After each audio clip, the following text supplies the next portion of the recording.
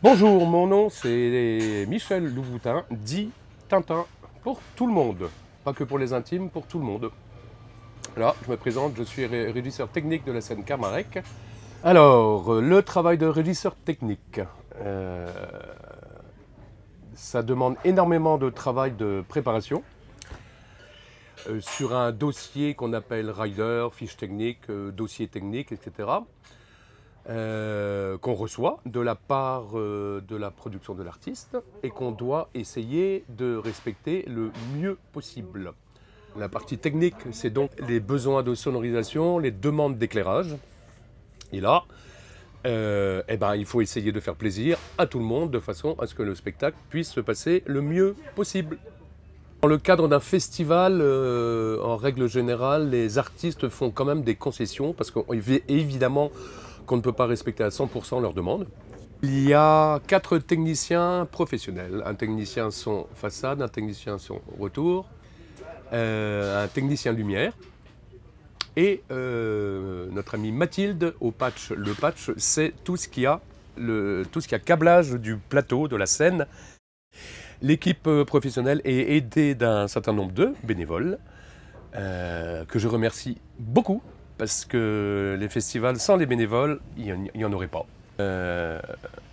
Et donc l'équipe bénévole, il y a un bénévole avec notre ami Benoît qui assure la lumière et 4 bénévoles plateau. Ce sont les premiers à intervenir concernant l'agencement du plateau, c'est-à-dire il peut y avoir des différences de niveau avec ce qu'on appelle des praticables, l'habillement de tout ça, le bagline, c'est les instruments des musiciens à mettre en place et tout et tout. Là-dessus, il y a l'équipe, donc comme je disais tout à l'heure, de patcheurs qui arrive et qui câble tout. Et suite à ça, il y a les techniciens des consoles qui font leur mixage et c'est parti mon kiki. Bien sûr que c'est le genre de métier que de toute façon, si on n'aime pas, on ne fait pas. Ce n'est pas possible. Vu les contraintes, les horaires, etc.,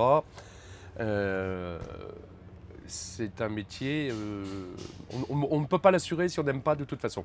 J'en ai vu passer qui ont commencé de tous ces métiers-là et qui au bout d'un moment décrochaient parce que ben voilà quoi, hein, il faut être capable de ne pas dormir, il faut être capable quelquefois on n'a même pas le temps de manger, quelquefois on a largement le temps de manger, ça compense, etc. Maintenant, celui qui veut travailler 8h midi et 14h, 18h, vaut mieux qu'il choisisse une autre branche.